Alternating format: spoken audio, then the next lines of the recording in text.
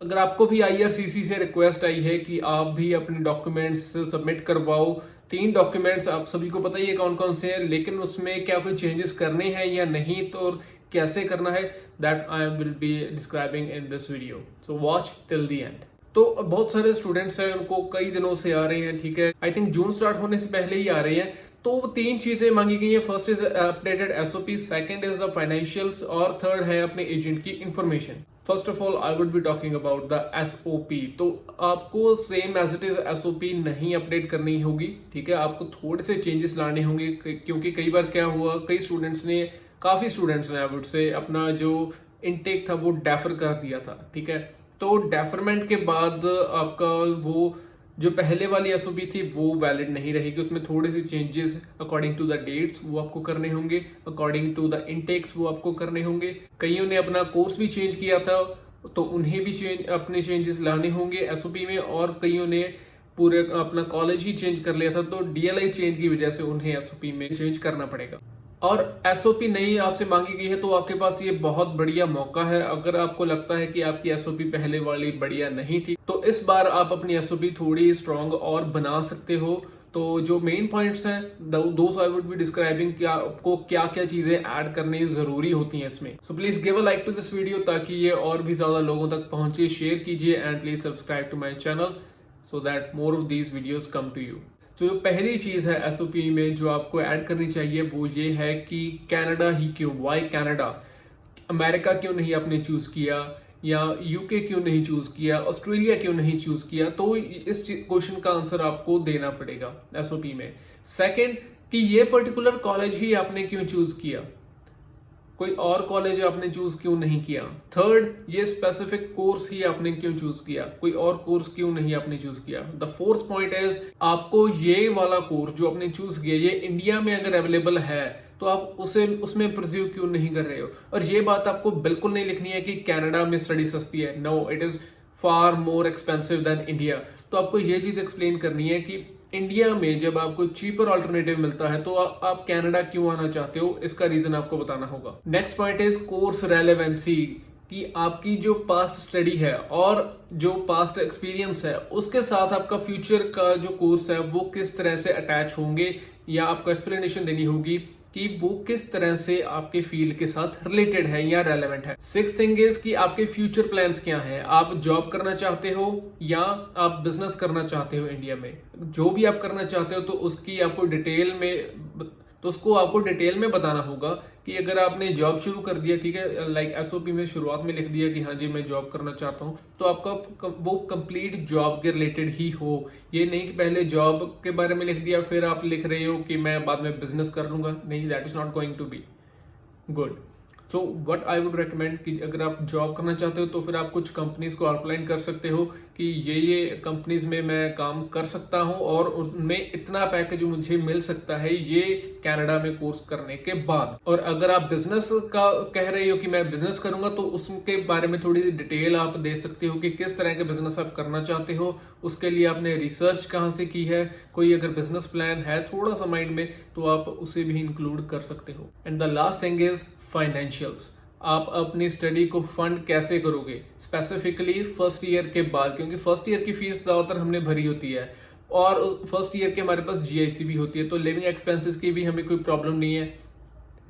तो second year जब आएगा आपकी स्टडी का तो उस सेकेंड ईयर की फीस कहाँ से आएगी और आपके लिविंग एक्सपेंसेस कहाँ से आएंगे, इस चीज को ऐड करना जरूरी है, चाहे आपकी फाइल एसडीएस में है चाहे आपकी फाइल नॉन एसडीएस में है। तो इसके रिगार्डिंग मैं बाद में बताऊंगा कि क्यों अब ये इंपॉर्टेंट है। तो इन 7 पैरामीटर्स को ध्यान में रखते हुए आप अपनी एसओपी को प्रिपेयर कर सकते हो। And please don't ask me to make any SOP for you because I am not an agent, and second I don't have time for making SOPs for anyone, so I am really sorry for that. जो second चीज मांगी गई है वो है funds को लेकर। तो उसमें आपको अपने बैंक स्टेटमेंट्स देने होंगे, अपने आईटीआर बतानी होंगी, ठीक है, वो सारे के सारे पिछले 6 मंथ्स के वो आपको दिखाने पड़ेंगे। तो उसमें कई लोगों के क्वेश्चंस जो थे मेरे पास आए थे कि क्या होगा अगर हमारे पास उतना पैसा नहीं है।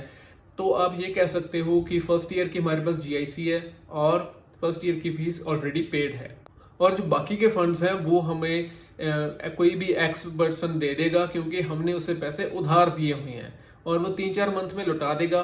So that can work out for you. और इसको और भी ज़्यादा स्ट्रॉन्ग करने के लिए आप उनसे किसी भी एक्स पर्सन से, वो आपका रिश्तेदार भी हो सकता है, वो आपके कोई फैमिली फ्रेंड भी हो सकता है, एक एफिडेविट बनवाकर आप लगा सकते हो साथ में कि हाँ ये बंदा हमें देगा, ठीक है, 3-4 महीने में पैसे। तो आई एम नॉट सेइंग कि do any kind of crime और write down any kind of fake affidavit, लेकिन आप 2 एफिडेविट बनवा सकते हो just to stay clear in India of any legal proceedings. एक एफिडेविट बन जाएगा कि आपने इनसे पैसे लेने हैं और दूसरा बन जाएगा कि इनसे पैसे ले लिए हैं, ठीक है। इस तरह से कोई भी लीगल प्रोसीडिंग ना आए इन फ्यूचर में, तो आप ये काम कर सकते हो और that is not a crime. जो सेकंड क्वेश्चन पूछा गया था वो ये था कि अगर बैंक में कोई बड़ा डिपॉजिट करवा दिया जाए, 4 लाख 5 लाख का अगर डायरेक्ट डिपॉजिट करवा दिया जाए, so is that going to be a problem? So the answer is yes, it is going to be a problem, क्योंकि आपकी जो स्टेटमेंट होगी तो उसमें एकदम से 4 लाख या 5 लाख या 3 लाख का अगर इंक्रीज होता है तो that is going to be a bit problematic. 2 lakh तक कोई बात नहीं, चल जाएगा, लेकिन उससे ज्यादा that's going to be a problem, ठीक है। पर्टिकुलर टाइम, 1 महीने के अंदर अंदर ऐसा कोई अगर बड़ा ट्रांजैक्शन हुआ तो IRCC उसे फ्लैग कर देगा और ये भी हो सकता है कि वो ये कहकर आपकी फाइल को रिफ्यूज कर दे कि आपका केस हमें शक्की लग रहा है। So that's also a reason of refusal. तो उसके लिए आप क्या कर सकते हो कि आप एविडेंस दे सकते हो कि हमारे पास इतने फंड्स इस सोर्स से आए थे, या फिर इस बंदे से हमने पैसे लेने थे, तो एफिडेविट उसमें चल जाएगा, नो प्रॉब्लम। या अग्रीमेंट चल जाएगा, कोई भी लीज अग्रीमेंट हो सकता है, किसी भी टाइप का अग्रीमेंट आप साथ में लगा सकते हो कि इस बंदे का, कि इस पर्सन से हमने पैसे लेने थे तो उसी वजह से ये ट्रांजैक्शन हुई है। जो थर्ड क्वेश्चन ज़्यादातर पूछा गया है मुझसे वो ये है कि अगर हमारे पास पैसे ना हो तो फिर हम क्या करेंगे। तो उसमें पहला पॉइंट भी चल सकता है, आपके पास GIC है, फर्स्ट ईयर की फीस पेड है, तो उसके जो सेकंड ईयर की स्टडी होगी तो कोई भी आपको पर्सन जो है वो स्पॉन्सर कर सकता है। तो स्पॉन्सर कोई भी पर्सन कर सकता है आपको, ठीक है। आपकी फैमिली कर सकती है, आपके ग्रैंड पेरेंट्स कर सकते हैं, आपके कोई भी फ्रेंड कर सकता है, आपका कोई फैमिली फ्रेंड आपको स्पॉन्सर कर सकता है। Okay, that's not going to be a problem for you. बस उनके साथ जब भी आप SOP अपडेट करोगे तो उसके साथ एक एफिडेविट लगा देना कि यहाँ ये पर्सन मेरी, या ऑथराइजेशन लगा देना कि yes this person is going to sponsor me in Canada और my study in Canada. The third point which is a agent, ठीक है, एजेंट की इंफॉर्मेशन। तो उसमें क्या सीन था, IRCC ने 2 ऑप्शंस दिए हैं आपको कि या तो आप ICCRC एजेंट है तो उसकी इन्फॉर्मेशन दो, या अगर कोई पेड रिप्रेजेंटेटिव है तो उसकी इन्फॉर्मेशन दो। तो ज्यादातर जो भी एजेंट्स है वो पैसे तो आपसे लेते ही लेते हैं, तो those are paid representatives. Okay, तो रही बात कि ICCRC मेंबर से जिन्होंने फाइल लगवाई है वो तो कर देंगे, उन्हें तो कोई प्रॉब्लम नहीं आएगी।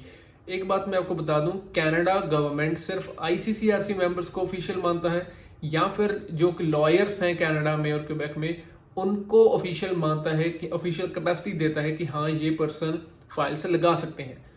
जो बाकी के एजेंट्स हैं, चाहे वो इंडियन गवर्नमेंट से भी अप्रूव्ड हो या इंडिया की किसी भी स्टेट गवर्नमेंट से अप्रूव्ड हो, उन्हें IRCC या कनाडा कुछ भी नहीं मानता, they don't consider it.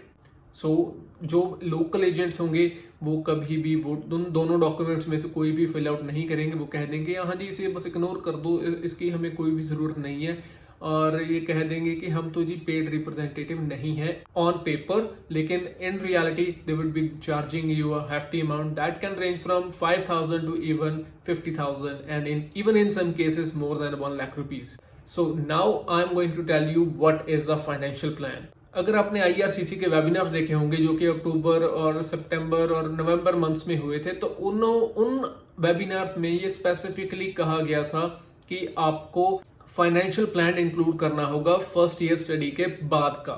Additionally, we strongly recommend that you submit a statement of purpose to explain why you have chosen that program of study, why Canada, and explain your financial plan to pay for all your years of study.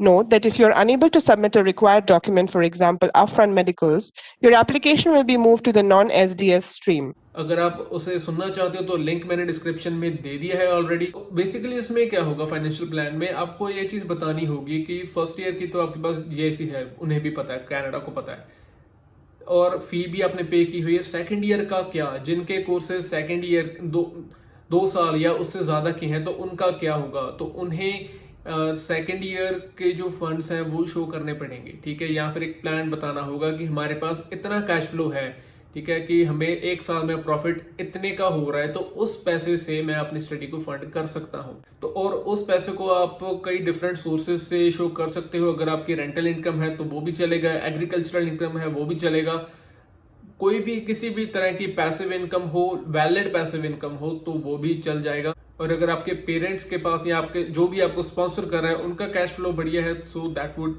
Do the job. Mainly जो study के expenses होंगे वो इन सभी factors के साथ जो कि passive income के हैं या फिर जो कैश फ्लो है उससे आप प्रूव कर सकते हो कि हाँ जी फाइनेंशियल प्लान हमारा ये है कि मेरी जो सेकेंड ईयर की स्टडी है उसमें इतना खर्चा आएगा और जो लिविंग एक्सपेंसेस हैं उसमें इतना खर्चा आएगा।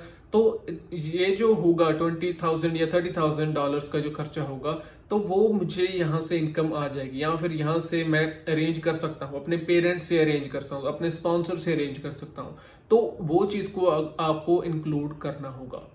और लास्ट में मैं बात करने जा रहा हूँ लोन के बारे में। जिन भी लोगों ने लोन लिया हुआ था एजुकेशनल लोन, तो आमतौर पर क्या होता है कि एजुकेशनल लोन की जो ईएमआई है वो तभी स्टार्ट होगी जब आपकी सारी स्टडी कंप्लीट हो जाएगी। तो उसके आप डॉक्यूमेंट्स दिखा सकते हो। और फिर बारी आती है जिन्होंने पर्सनल लोन लिया था या फिर आपने अनऑफिशियल लोन लिया था, यानी कि विदाउट एनी बैंक आपने लोन लिया था किसी भी पर्सन से।